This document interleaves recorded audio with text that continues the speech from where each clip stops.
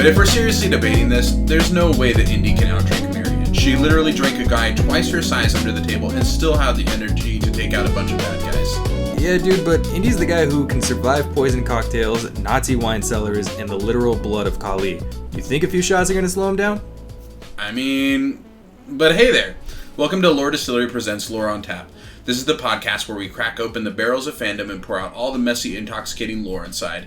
Films, comics, games, pulp adventures, you name it. If it belongs in a museum and pairs well with alcohol, we're talking about it. From Shanghai nightclubs to Italian taverns and speakeasies to sacred temples, we're chasing down every cocktail, chalice, and cursed cup in the Indiana Jones universe. Lore poured straight into your glass, no sandbag swaps required. And this week, we're finally answering the question no archaeologist dared to carve into stone. Who can really drink more? Marion Ravenwood or Indiana Jones? Place your bets now, folks. Once again, Jones, you see there is nothing that you can drink that I cannot drink more of. So grab your fedora, fill your glass, and remember, if the bar starts collapsing, run.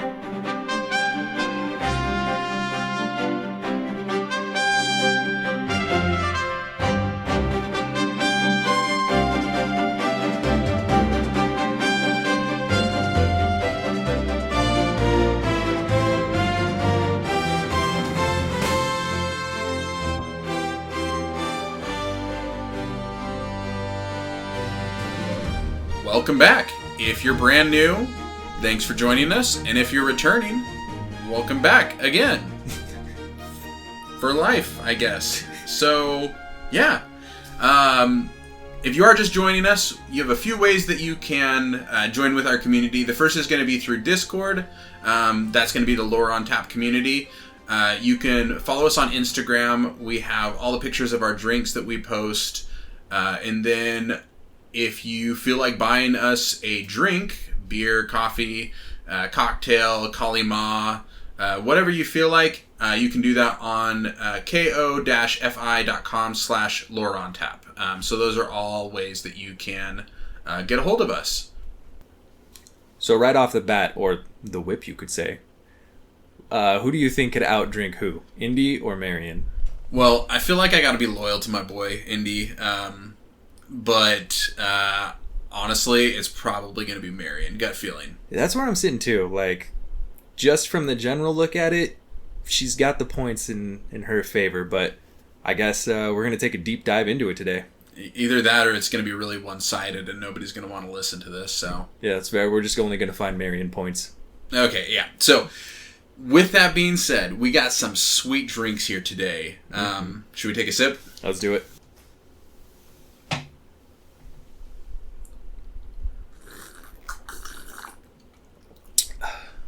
All right, I think Indy might have been onto something. Yeah, damn, that's good. Okay, so this week's main drink is the Idle Sour. So we have a special sponsor today who provided us the rum. It is the Golden Idle Rum. We put a whole bunch of lime juice in it, some tamarind soda, and then egg whites. I've already went on an adventure because I've never had tamarind before, and I have to say, pretty good. It's not for everyone, but if you're not everyone and you don't like it, then you're wrong. That's fair. So with the egg white, lime juice, and the rum in a mixed container, shake it all up, make sure that the egg white is nice and frothy. You're going to pour that into a glass with some ice. Then you are going to top it with the tamarind soda, and then actually reverse that. You're going to put the tamarind soda on the bottom, and then you're going to pour the mixture on top because it's frothy and you need that frothiness. And then on top of that, you're going to garnish it with a lime, a mango, and then a habanero because, you know, it's all about the danger. Dude, the habanero kicks like a poison dart. Yeah, my lips aren't feeling super great right now. That's all right, though. The second drink that we have is far away, kind of like most of Indiana's idols that he wants to go for. This drink was the Chilled Monkey Brain Freeze, and for those of you who may or may not be aware, Harrison Ford, he supported a whiskey brand called Glenmorangie It's a Scottish brand, and just for those of you who can't see this, which is everyone, my co-host drank it and is suffering over there. Anyway, so it's Glenmorangie whiskey, coconut cream, banana liqueur, cold brew coffee, blended with crushed ice. I think that he had the reaction of drinking chilled monkey. It was a banana brain freeze for sure. A banana brain freeze. All right, so while you recuperate from that and talk about how you felt about it, I'm going to drink it. Honestly, pretty bomb. It kind of reminds me of like a liquid sundae, but one that you would enjoy in a fiery lava temple. Yeah, I mean, yeah, no, that's kind of it. Like I don't hate it, I don't like it, but if I were in a situation that were bad, I feel like it would be like the best thing ever. If I'm stuck in a cage that's hovering over fiery lava, it is one thing that comes to mind, or something I would drink just to cool myself down. That explains it well. Yeah, I guess that's probably the most apt way to describe it. But regardless, it was an interesting drink. So if you want to check out either of those drinks, we'll have the recipes and the pictures for it on our Instagram. You know, it's just equally good and bad. That is, I guess, the way life sometimes is. But you know what's never bad? Today's sponsor. This episode is fueled by Golden Idol Rum. From the adventure minds at Relic Spirits Co., distilled deep in the jungles of South America. Or at least that's what the sales rep swore before the ceiling collapsed. The Golden Rum is the real treasure. Treasure? Last time I reached the Golden Idol, I got dart shot at me, a giant boulder rolling my way. Exactly! Except with Golden Idol Rum, the only thing rolling is you. Right out of a chair after 3 pours. Smooth pineapple and vanilla notes, aged just long enough to make you forget about snakes. Yeah, I can taste the tropical fruit, and also, is that impaled human in regret? Relic Spirits reminds you, never swap your Golden Idol Rum for a sandbag. It's not worth it. Golden Idol Rum. It belongs in a glass.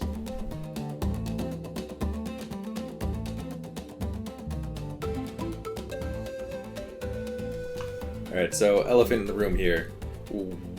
I don't know if I should ask what's with the fedora or why the fedora.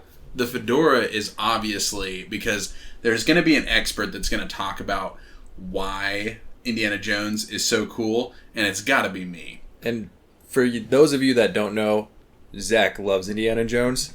I think your PC setup and half your collection of stuff is Indiana Jones. So I think I'm a little bit out of my game here, but I got a little bit of history with the movies. Let's hear it. So I think going back when I was a kid, that was probably like one of the first series that I saw with my dad was Indiana Jones. And Temple of Doom was always my favorite one as a kid. But I think as I got older, Raiders of the Lost Ark was always my favorite, just especially the face melting scene. Like, something about that just hit after a while. So you're just like everyone else. You just like the one that everyone else likes? Well, I wouldn't say that. Where I am like everybody else is not liking the Crystal Skull. Oh my gosh. They're all so good. No. All right. Name one good thing about the Crystal Skull. It is a continuation of the adventure of Indiana Jones. To finish that continuation, I'm going to need a couple more of those monkey brains. All right. You know what? I don't want to hear this. In reality, though, it's actually funny that you say that like you had that connection with your dad, because I actually remember watching Kingdom of the Crystal Skull with my dad, so I have a lot of good memories about it. So yes, I am obsessed with Indiana Jones. I'm wearing fedora right now. His fedora that I got from Disneyland probably 20 years ago. It's been a while, so my desk setup it's all Indiana Jones in the sense that like I built it to be what I feel Indiana Jones setup would look like in the modern age. And I feel like I'll probably post pictures of this so that everyone can see it, because it kind of goes along with the theme of the episode. But yeah, no, so like I've loved watching Indiana Jones movies. Harrison Ford is probably my favorite actor. Star Wars, Indiana Jones, Air Force One, great movie. And so I've just kind of like it. Well, and then in addition to that, like I love the adventurous part of like what he does, like going to these places, like the religious aspect, all those things. So like Indiana Jones is just awesome because it's that globe-trotting adventure that kind of inspired me. That's what I was wondering more was like, just knowing you, I think Indiana Jones is your favorite. I don't know if you want to say anything about that, like if it is or isn't, but I definitely think there's a connection for Indiana Jones with you. What made it your favorite, or at least up in your favorites? One of the other reasons that it's like, I wouldn't actually say that it is my favorite like movie of all time. I think that I'm always going to be like more into Star Wars. Okay. But ultimately, like I think Indiana Jones is the most reachable series, because you could do what Indiana Jones does to a certain extent. You know, how much the lore goes into it and all that stuff is up for debate probably, and a few more Kalima drinks. But I think ultimately, it's attainable, and it's something that seems very real. My grandpa was like super into like taking pictures, recording history, and like inventing things. And I see some of those similarities between like what I imagine Indiana Jones would be like as a real person, my grandpa. So there's just a lot of like personal connections to me. Yeah. But like beyond that, they're just like some of the best like action movies like ever. Dude, that's really cool and pretty deep. Like mine is super surface level with for those of you who don't know, I used to work with animals and I liked working with animals. I worked in South Africa, but I think I just like it because the animal scenes, especially the crocodile scene where those guys fall into the river and you get the traditional death scene. I forget what that cry is called. The Wilhelm scream. Yeah. Yep. That's as deep as I go, and I'm like, yeah, that's great. It's really funny though because I've literally never traveled outside of the country. So, well, I've been to Mexico, but like you've been to Africa, and you've actually been to like places that like are in the Indiana Jones movies, and like the most that I've done is gone to like a university. So, dude, that's the perfect two perspectives to really figure out the question. I think it is. But I think I am going to claim the expert of this episode and giving the synopsis. So, if you've been hiding under a rock for the last, I don't know, what is it, like 50 years since the first Indiana Jones came out? It's been pretty long time. Indiana Jones is the story of a globe-trotting, adventuring professor. His nickname is Indiana, but his actual name is Henry Jones Jr.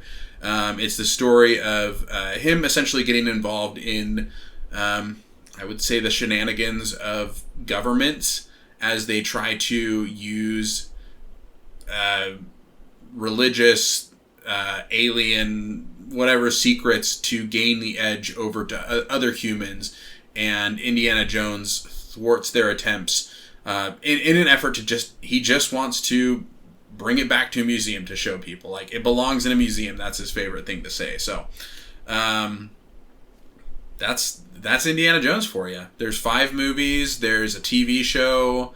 Did you know that? Nope. Oh, wow. We got a lot to talk about. There's a TV show. There's comics. There's books.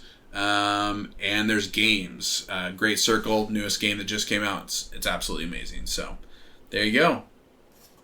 Speaking of not traveling anywhere and, wanting to be Indiana Jones, today's sponsor is Raid Tomb Legends, the game that asks, why raid dungeons when you can raid emotionally?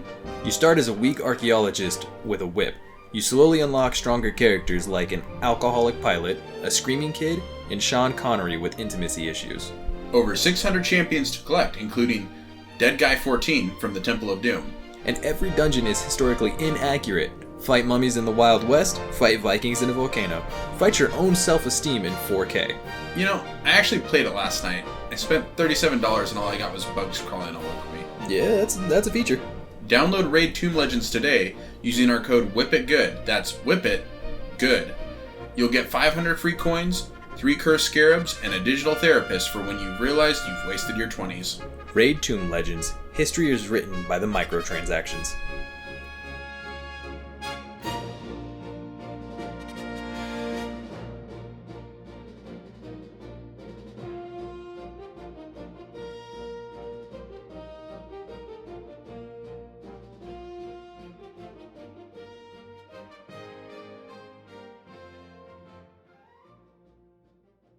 So this is why we're here today, to talk about Indiana Jones and Marion Ravenwood. Yeah, so, I mean, when we looked at that, the question at the beginning, like, who could outdrink who, there's probably almost every movie we're going to have some sort of scene to dissect to answer that question. But starting off, like, the most iconic scene is going to be Marion outdrinking is it a hiker or backpacker? Yeah, he's a backpacker. I guess in the comics he goes by Red, but his name is like Rager or something like that. Okay. Like, so we'll start off with that scene. I feel like that's a good place to start. Off the bat, like, Marion outdrinks him, but doesn't just outdrink him. After the fact that he's passed out, she fights off a whole bar of Nazis with Indy. And you got to think she's doing this with 10, 12 something shots in her system. I think I counted it and it's 14 shots. Oh, 14. Okay. Yeah. Yeah. Like, so, I don't know about you. What, 3 shots and I'm pretty KO'd. So 14 is, just by the first topic, it's not looking great for Indy, but obviously we're going to dive deeper. Well, yeah, but you're kind of... So I was on that side, but as I was thinking about it, I'm a little bit... I mean, I guess I can go both ways, but could she be faking it? I don't know. It's kind of hard to fake it, because in the scene, they're pouring from the same bottle, and obviously the hiker who's passed out isn't faking it. Is there any bar tricks that could be pulled up for this debate? I guess there is a point too, though. Gosh, who is she drinking with when they're in Egypt? So that's Belloc. There we go. Thank you. So I asked the question, but I also kind of know the answer to this. So the actress herself came in and said, I don't believe that the character was faking it. Oh, really? Yeah, so Karen Allen, she said, I felt like I was doing it. And so here's an interesting tidbit that happened is, and so I had to watch the movie a few times today to try to figure out what was happening. But there's this post online where they essentially reached out to, I think it was like Lawrence Kasdan, one of the writers, to figure this out. So Marion reaches up, and you see in the shadows, but you see she reaches up and she puts her hands like balled up on her temples. And she kind of holds them there for a couple of seconds, and then she throws her hands down, and you see, or you hear, I'm sorry, two glasses, or you hear glasses breaking. So you would assume that she's throwing glasses, right? So that kind of brought up this post where they're like, why was she throwing glasses? And they asked Lawrence Kasdan, or someone who was involved with it, and he was like, it wasn't glasses, it was snowballs. And so what she was doing is she was holding snow to her temple, in my opinion, to like prevent a headache, or to help with a headache involved with drinking that much alcohol. Okay, so she did have a few tricks up her sleeve. Yeah. But I mean, she still drank it. Yeah. So I think that ultimately the debate, was she cheating, is probably not true. I think she probably was, she ultimately probably was doing that. Now, with that being said, so there's the other scene that you were talking about where she meets with Belloc, and they gave her a lot of, like free form to do. Actually, they gave both of them the ability to do what they wanted, and just she didn't want to flirt with Belloc in order to kind of get away, so she drank a bunch with him, and so that was the way that she felt that she could get away. But he kind of mentions, this is my Belloc says, this is my family label, like, so his family was like also drinking a bunch of alcohol, and so he was able to drink. And so when they finally get the Nazi comes in, his hands all scarred, when he comes in finally, they're both like, oh, we were never drunk in the first place. Yeah, the notable part, I think, of that scene, too, again, like, Marion, in my opinion, it's pretty obvious in the scene, but acting more drunk than she really is, and is trying to get away. But the Belloc, like, she holds the knife up to him, and all he can do is laugh. So I think that kind of also shows, like, the inebriated point of where he was at. Like, he wasn't even taking what she was doing seriously, because he just couldn't comprehend the fact that she wasn't as drunk as he thought she was. Yeah, I honestly think that they were kind of playing each other. And by the way, without or like mentioning it, there is no word on what the alcohol that they were drinking in both of these situations were. So, you know, we could be talking about shots of, you know, wine versus, you know, shots of moonshine. We don't necessarily know, but like regardless, if anyone takes that many shots, they're probably not going to be doing super great. You know, yeah, I've drank half of this drink and half of the monkey's chilled brain over there, and I'm starting to fumble a little bit. Yeah. Now imagine 14 more. 14 more. Yeah. Well, those are smaller quantities, so and they're delicious. So I'd probably be fine with it, and they're tropical. Mm-hmm. So I guess that's kind of Marion's like the actual part of like her drinking in it.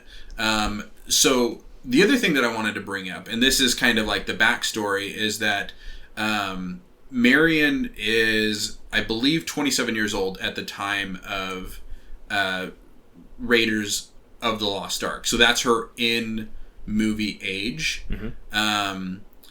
She's not. Well, the long and the short of it is that she's running a bar. It's in Nepal, I think, but she's running a bar in the middle of the Prohibition. And she, I believe, lived in America during a lot of the Prohibition. So, like, she is, like, she's a drinker. Like, this is what she does. When you get to the end of the Raiders of the Lost Ark, she says, you want to go get a drink. Like, that's just kind of what she does. And then, you know, Dial Destiny, she asks, again, do you want to go get a drink? So that's kind of the whole theme of, like, how they met. You know, like, and I think we'll kind of get to Indiana Jones, because I feel like we're just like, oh, yeah, it's definitely Marion. But, like, you know, there's a lot of other things on the other side that are going to kind of give Marion a run for her money. Yeah, that's true. But ultimately, I think that the biggest part of alcohol is actually Marion in the show. Like, Indiana Jones does drink, but it's not necessarily as much as Marion does. Like, she's kind of the alcoholic when you're talking about the Indiana Jones series. Yeah, it's just that iconic scene, too. Like, when I think of Marion, that's the first scene I think of, is the grab the shot glass. Is she going to flip it upside down? Is she going to fail? And I, like, in my mind, when I'm thinking of her and Indy going shot for shot, I'm thinking the same thing. She's going to outplay Indy, but I really do think that there is a debate for Indy that could give Marianne a run for her money. I think that there is, and I think that we should probably get back to that right after this break. Sounds good. Did you know Indiana Jones has lost that fedora 37 times? And somehow, it always rolls back into his hand. That's why there's Indy's hat insurance for just $19.99 a month if your hat blows off during a fistfight on a Nazi plane, or gets crushed under a giant rolling boulder, or is stolen by a monkey with questionable morals. They'll replace it instantly. Indy's hat insurance, because fortune and glory mean nothing if you're bald on top.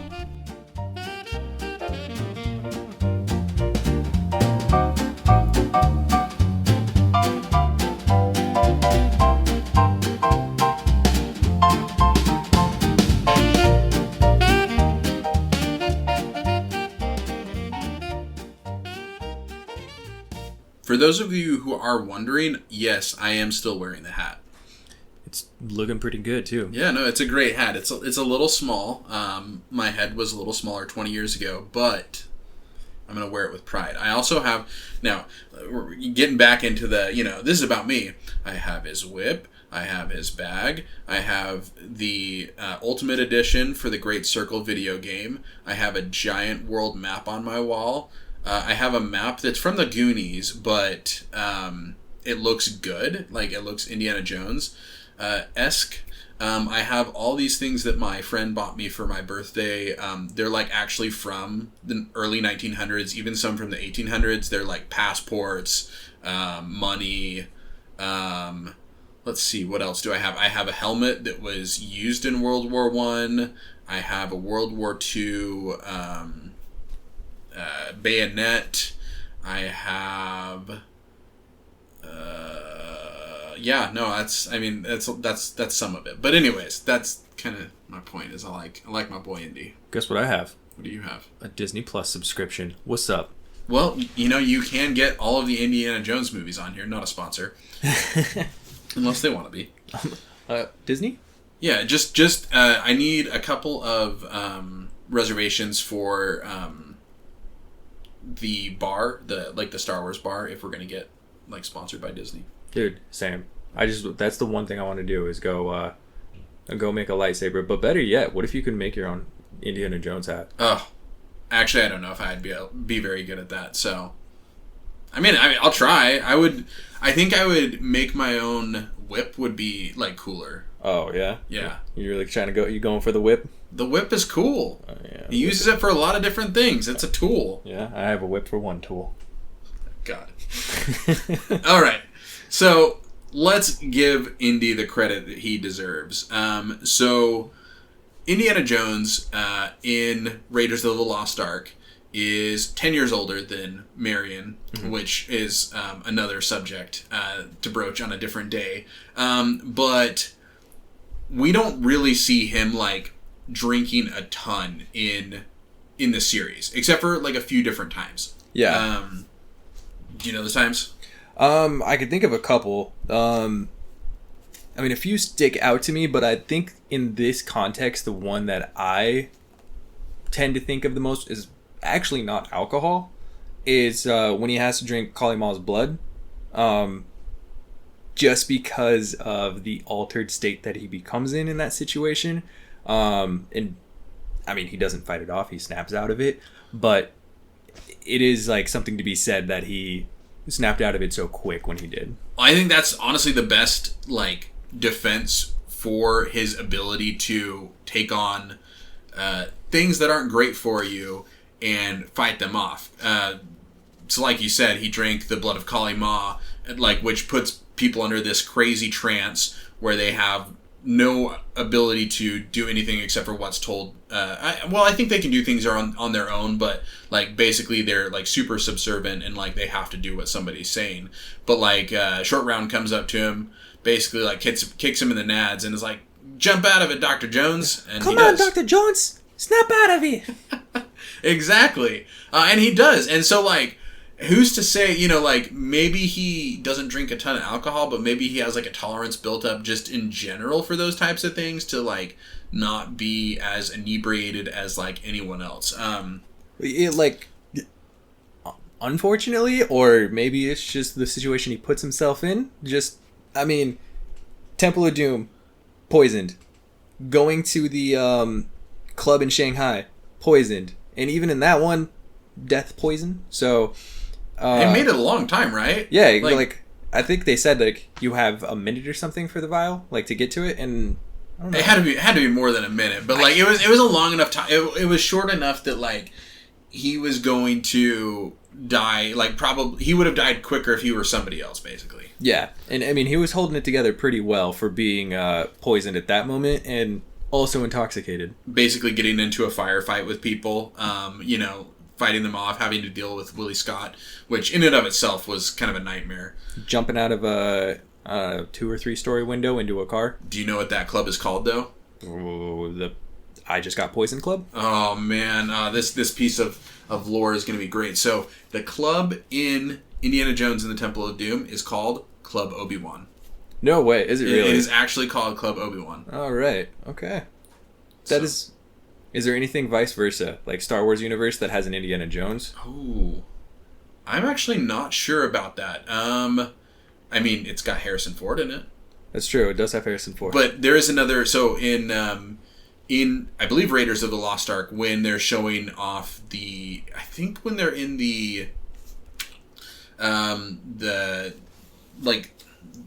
temple or whatever it was, the buried area where they're getting the Ark. Mm-hmm. There's some like hieroglyphics, and one of them is actually C-3PO and R2-D2. What? Yeah. Okay, now I got to go back, and this is a whole nother episode we got to go into. No, it's great. There's so many like little, and by so many I mean maybe there's just those two. I would have to look it up to see if there's more, but there's a lot of connections between because George Lucas working on both. So, and Steven Spielberg working on both. So they were doing Star Wars kind of at the same time, and were able to bring those things in. But yeah.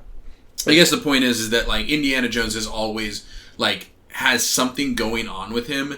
It's not necessarily alcohol. So the times that I was talking about when we do see him with alcohol, a lot of the times are when he's kind of trying to drown out his feelings. So when Marion dies, or supposedly dies during Raiders of the Lost Ark, you see him drinking, I believe, whiskey. I think it's actually Jack Daniel's whiskey.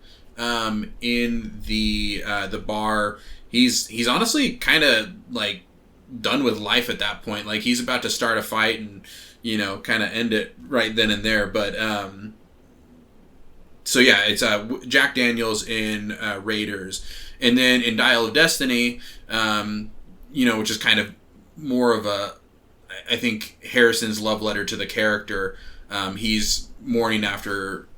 His life has just kind of fallen apart. His son has died. He's not with his wife anymore.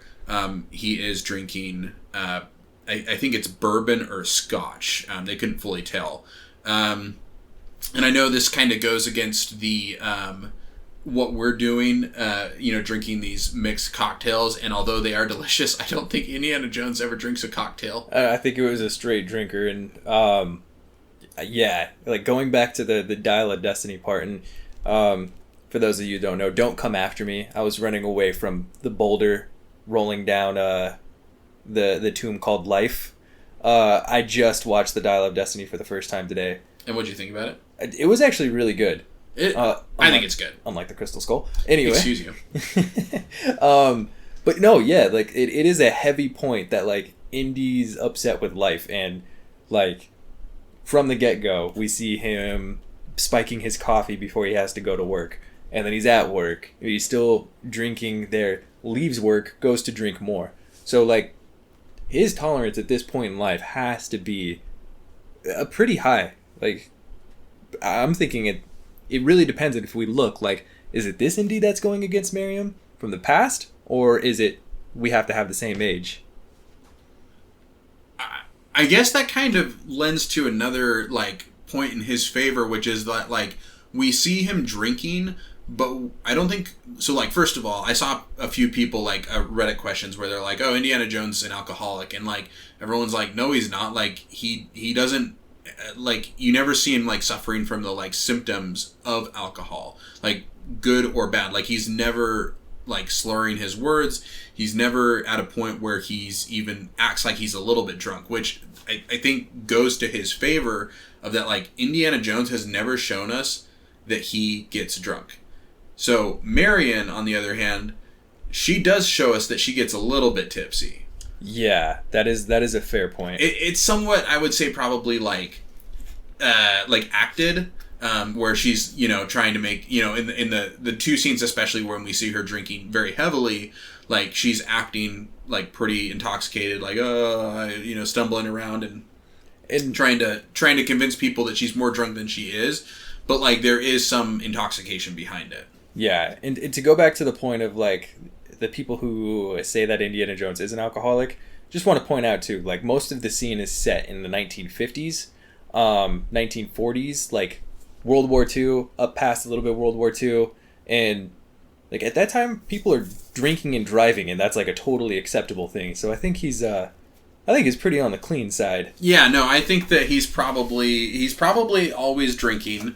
I think that's just kind of like the day and age, and so when you talk about, like, some of these fandoms, and like, you might say, okay, well, Indiana Jones, he's a man's man, like he drinks, like, yeah, but so did everyone else, and so, like, it wasn't necessarily, like, out of pocket, but I do think that, like, when it comes to, like, how cool he looked while he did it, that's, an entirely different story, because, like, anytime you saw him, like, drinking it was just like he didn't wince. It wasn't, you know, us drinking the monkey brain over there where we're like hiding and like acting like we just drank a monkey brain. Like he knocks it back. He knows what he's doing. He's taking straight shots of Golden Idol rum.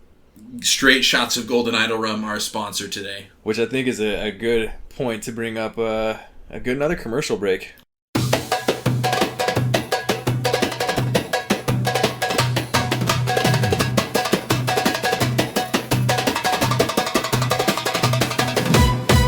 Need a ride home from Club Obi-Wan and you blacked out? Call Short Rounds Taxi and Tequila. Dude, the driver's 9 years old. But that tequila is older than the Ark. Complimentary shots, every red light, and every wrong turn, you take 2. What happens if he crashes? Don't worry. The cab comes with airbags made of bubble wrapped fortune cookies and Marion yelling at you in Nepali.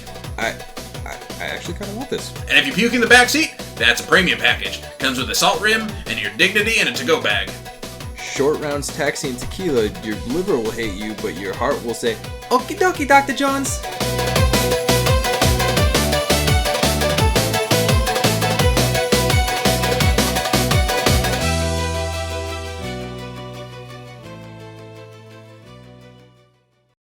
Welcome back.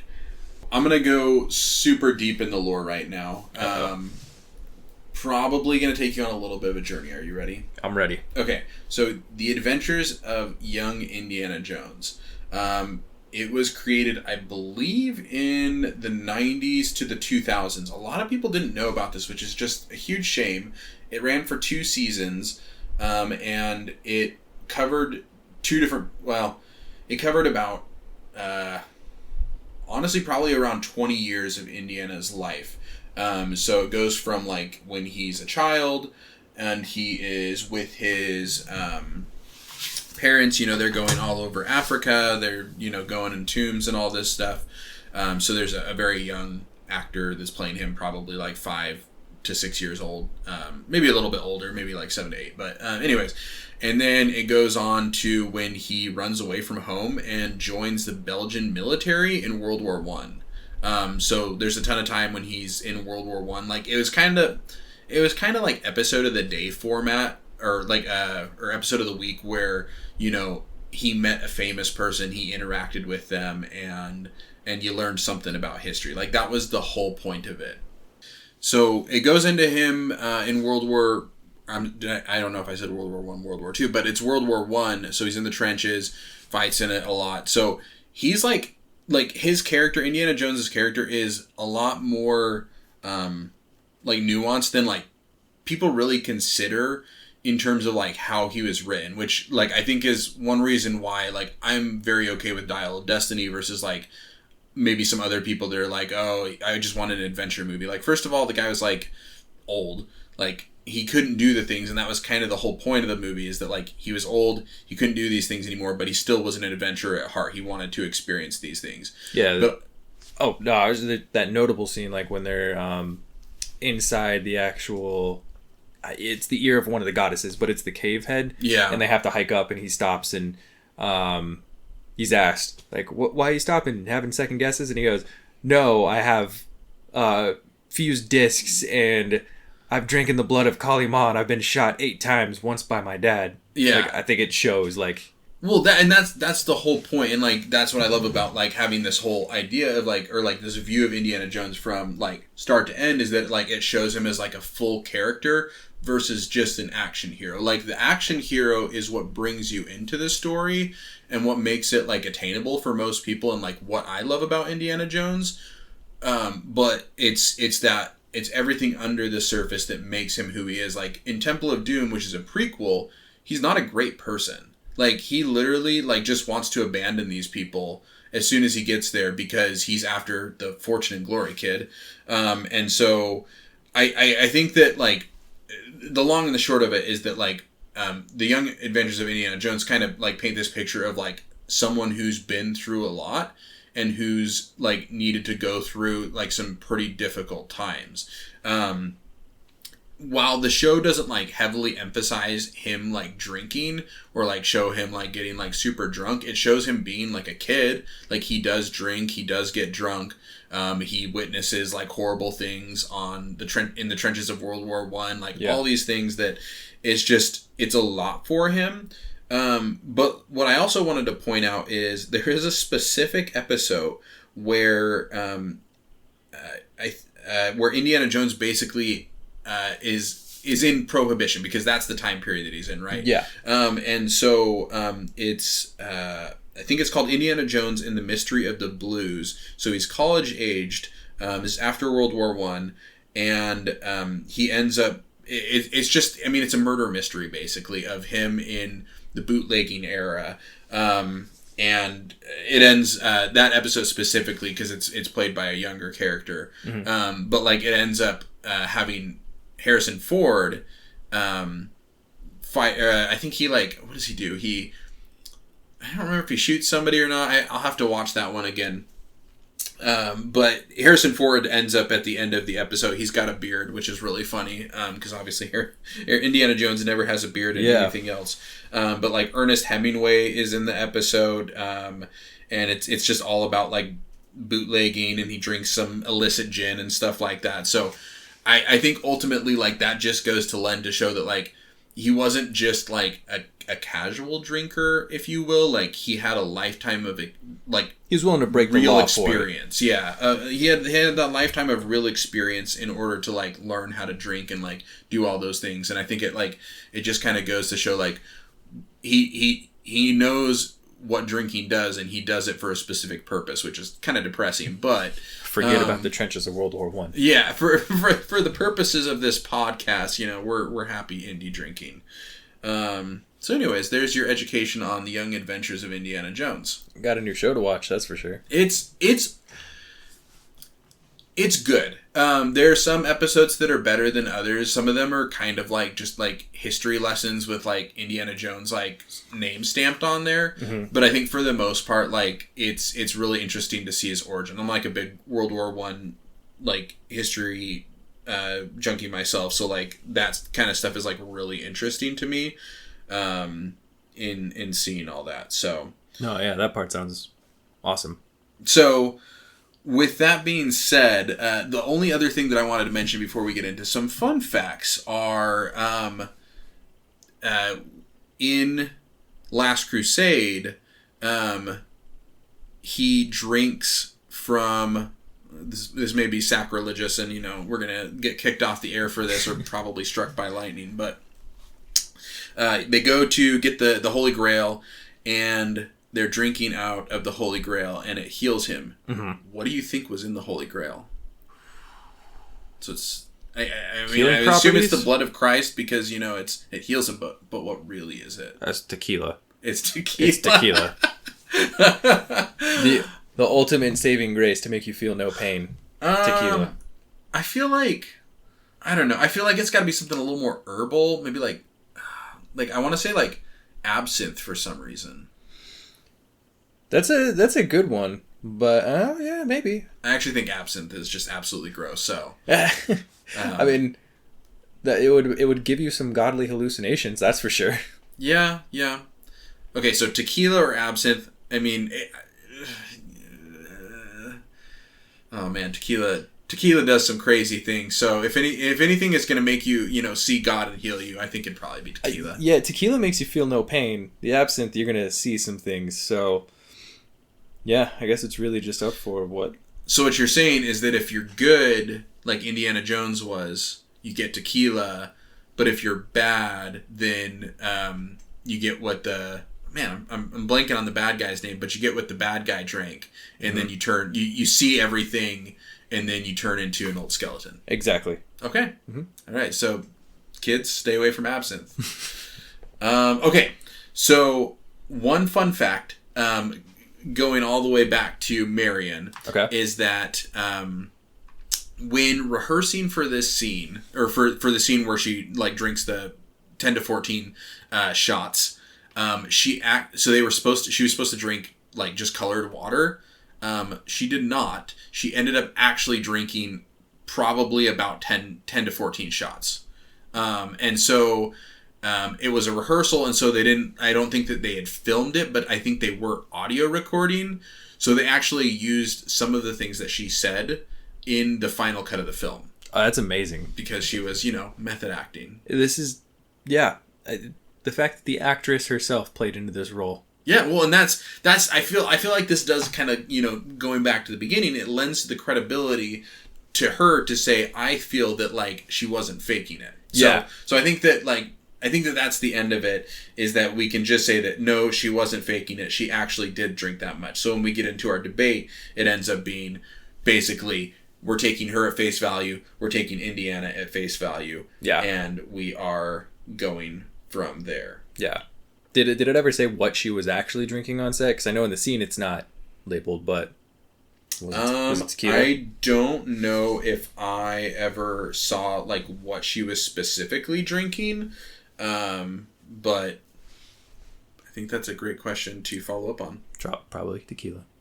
Tequila. No, if 14 shots of tequila, that's a whole different ball game there. That's what happened yesterday?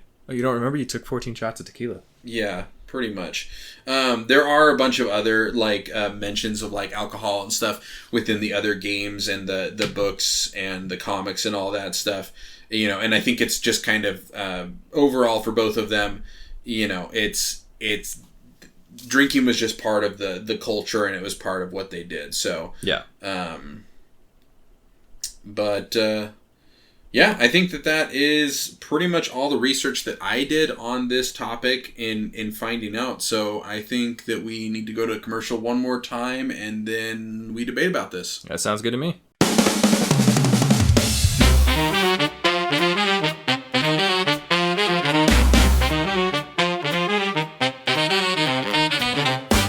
Forget Gatorade, forget Monster, and forget your mortality. It's Temple of Boom pre-workout. How much caffeine does it have? Enough to restart a stopped heart. Side effects include chanting in tongues, veins glowing like lava, and the urge to rip your neighbor's heart out mid-Zumba. What?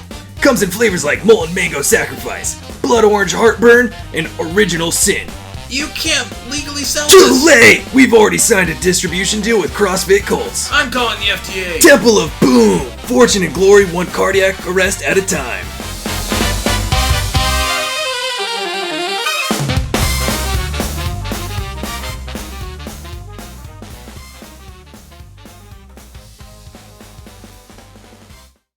I guess it's just down to, like, who do you think's going then? Who do you think's winning this? So I started out on the side of Marion, but I gotta say, I think after all the research and all the talk that we did, I'm going to Indiana. I think he's gonna take the tequila crown if that's what they're drinking. I thought you were gonna say the idol.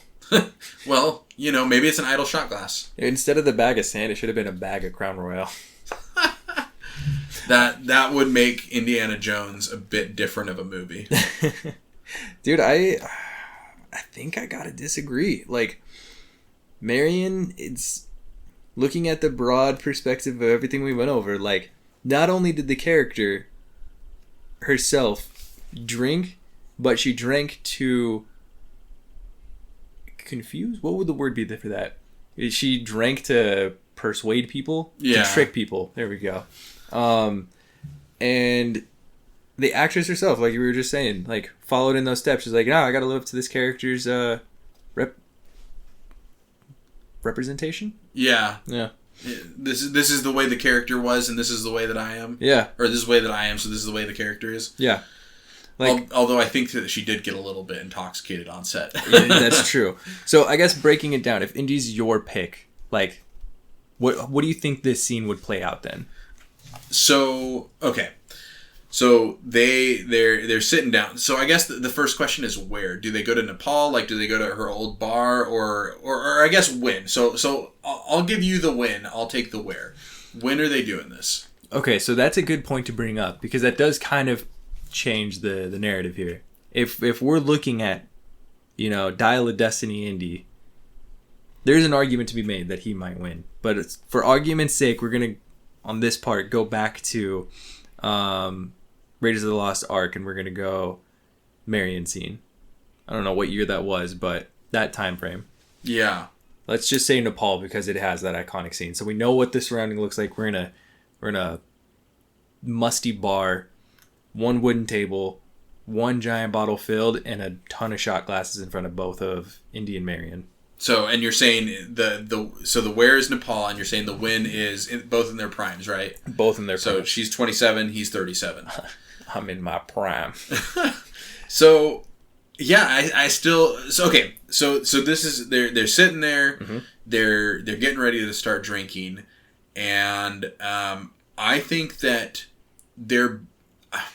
So this is where I guess the most, disagreement in terms of it being Marion is that we've never seen any sort of effects on alcohol on Indiana Jones. Except, well, and I say except for, but like loosely, like we've only seen him drugged and given like elixir of like controlling, from the blood of Kali Ma. So like we've never seen him affected by it. So like even when he drinks for like emotional reasons, like he's not affected by it. Maybe he gets a little more brazen. So I guess I'll go with that. So okay, let's say, all right, 5 drinks in. Okay. Indy, he's getting a little bit like he's ready to go. He's ready to go get in a fight, and he's feeling good. Where's Marion at this point in terms of how she's feeling, and I guess how she's acting too, because that's kind of part of it. She's just chilling. I think she's got a game plan, which I'll explain near the end when we're coming out to those 14 shots. But I think Marion has a game plan, and she's just sitting back, reading the room, and feeding into the delusion that she's more drunk than she really is. Okay, all right. So Indy thinks that she's more drunk at this point, or does he think that she's just okay? So I guess this will kind of lead into the more shots he takes, the more he'll feel like this. But going from a perspective of a husband for you, and me being in a relationship, have you ever drank with your significant other, or in general, I think when anybody drinks with the person they're in love with, you tend to get a little bit more flirty and like you're like, oh God, I really love them, and your guard kind of drops a little bit more. Oh. I think... You brought an interesting spin to this. I think, in my perspective, I think Marion does love Indy as much as Indy loves her, but she knows that she can play into this. Oof. So I think the more that Indy drinks, the more Indy is believing that Marion is as drunk, and he's not focusing on the game as much, but focusing on Marion, where Marion, just like in the knife scene, has this whole plan, and she knows what's happening in Indy's brain. And she's going to lead right into that until the point that she's one above. Interesting. That's you've brought a kind of a knife into my back, and you've twisted it around with your new information. Mm-hmm. If we were in a courtroom, I feel like you'd get kicked out for not revealing information at first. But whatever. All right, I'll take the bait on that a little bit. So. Yes, I do agree that is kind of a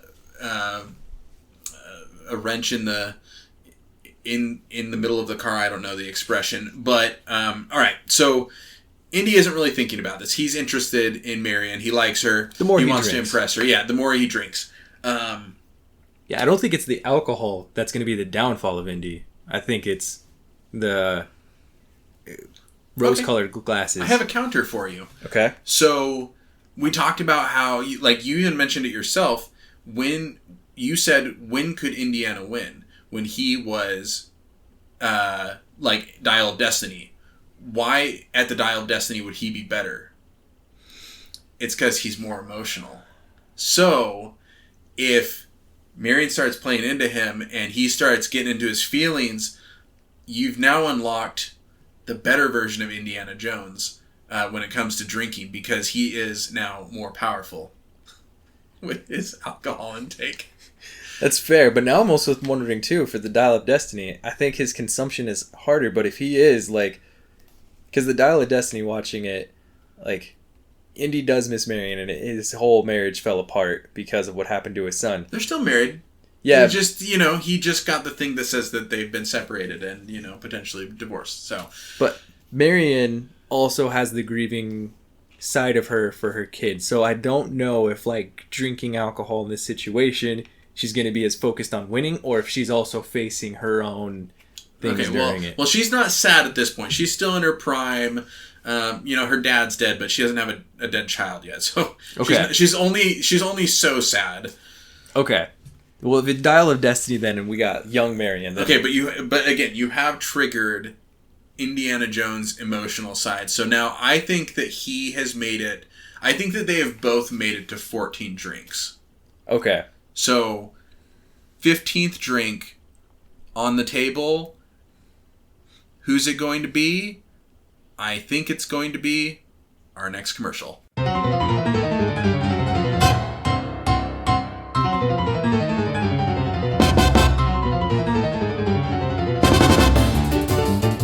Forget CrossFit! Forget Planet Fitness! It's time for Jonesy Jungle Gym!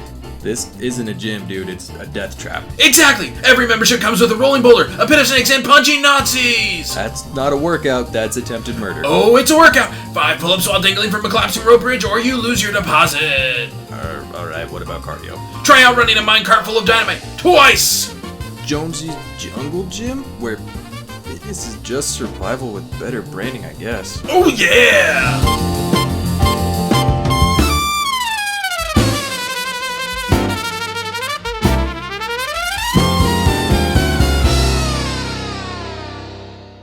Do you have your final call of who you think it is? What's happening when that 15th drink is drunk? So I think Indy takes that 15th drink. And it's not that Indy can't hang. I think Indy could take a couple more shots down, but this is the breaking point where Indy goes down the rabbit hole of his love for Marion and has completely forgot about the game. He's thinking back to the past and what went wrong, what he wants the future to be like. Like, we know at that point they're going to have a kid in the future, so we know Indy loves Marion. So I think at this point, now he's going to start going in on that, but he's too drunk to be able to hold back what he feels, and he just spirals and he starts going down this rabbit hole, and that's what leads him to eventually pass out in the chair and secure Marion the victory. So I'm going to say that I agree with you, that I think that Marion wins. However, I don't think it's because Indiana passes out. I think it's because he walks away. I think that he goes, you know what? I could win this. But he knows that ultimately the best thing that moves him forward, eventually with his future, is just walking away and letting her have the W. Is this still a Marion mental game, though? And that's what she was aiming for.